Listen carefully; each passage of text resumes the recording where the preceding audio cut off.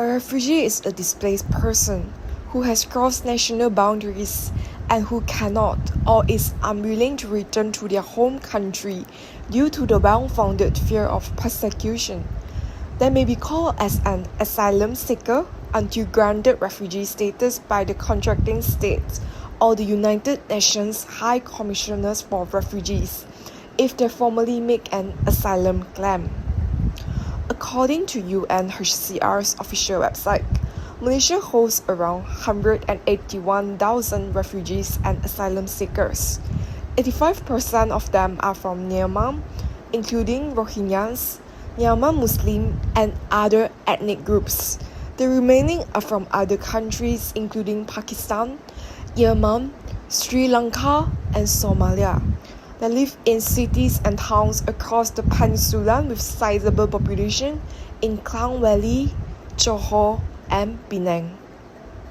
In Malaysia, refugees are not distinguished from undocumented migrants, and there is the absence of an asylum system regulating the status and rights of refugees.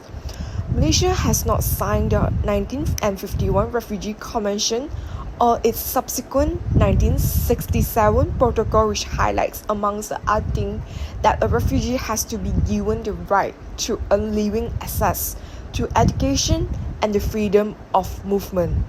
They also lack access to legal employment, which leads them to work dangerous jobs that the rest of Malaysian population does not wish to take. Here's come to the problem. Refugee workers face exploitation by employers who take advantage of their situation, paying them extremely low wages. Curious why they came to Malaysia? Here's the answer. After the fall of Saigon in 1975, Vietnam's boat people started to arrive in Malaysia. Soon they were arriving in large numbers, but Malaysia was only willing to act as an offshore processing entity, as it deemed the influx of such was under the Comprehensive Plan of Action for Indo-Chinese Refugees of 1989. Malaysia became the first protection space for these boat people. They were housed in camps and had to wait several years for a durable solution that usually meant resettlement in a third country. In this year, refugees from Myanmar are well organized, maintain community organization, and provide an array of services in combination with local NGOs. This is much harder for smaller refugee communities which do not have the resources, cultural or religious support networks, and critical mass of leaders and organizers at their disposal. Thus, refugee communities in Malaysia have varied experiences, which will influence their responses through long waiting time for resettlement, education, and work opportunities. The diversity of this experience gets worse when we focus on the very limited amount of boat people arriving in Australian waters.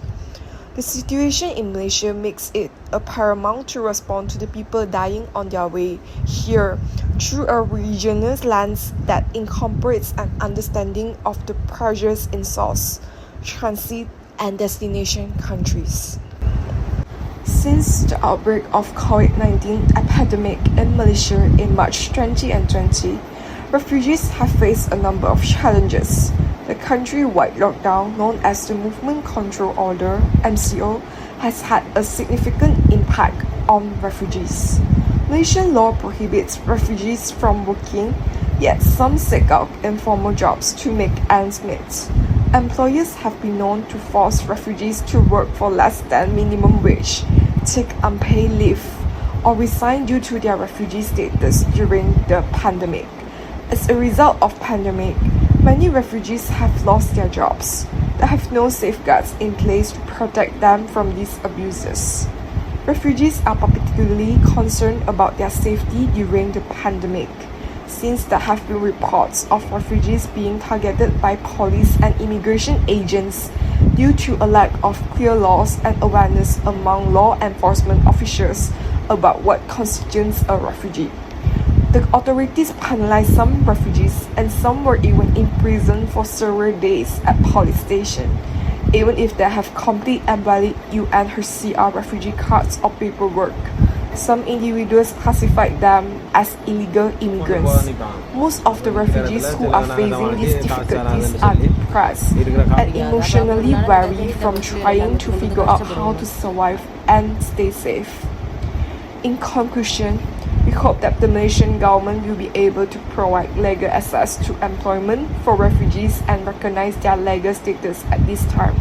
They are currently unable to get legitimate employment, and their lack of recognition puts them at risk of being exploited. We hope that the administration would enhance the public awareness about the underlying reasons for the influx of refugees.